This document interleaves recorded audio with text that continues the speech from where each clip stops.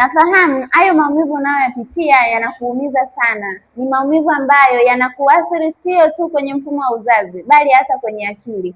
Unahisi maumivu makali sana kiasi kwamba hata pale ambapo unahisi kukojoa, unaanza kuwaza nitaanza vipi?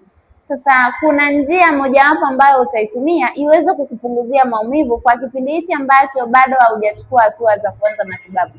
Kumbuka, njia hii sio kwamba itaondoa maumivu kwa ujumla, bali itakusaidia kuweka urahisi wa wewe kuweza kukojoa mpaka pale ambapo utakapochukua hatua ya kupata matibabu na kuondoa changamoto ya tezi dume. Fanya hivi: maji ya uvuguvugu, chukua maji haya yaweka kwenye beseni ambalo unaweza ukakaa ukaenea, kwa maana kwamba ile sehemu ya maumbile yako inaweza kukaa kwa maana kwamba ile sehemu ya maumbile ya mfumo wa uzazi inaweza kukaa pale. Kaa kwenye hayo maji angalau dakika 15. Unaweza ukafanya zaidi kulingana na muda wako, lakini isiwe chini ya dakika 15. Ukifanya hivi mara kwa mara itakusaidia kupunguza yale maumivu wakati wa kukojoa, lakini pia itakuwekea ule urahisi wa mkojo kutoka pale ambapo unahisi kutoa haja ndogo.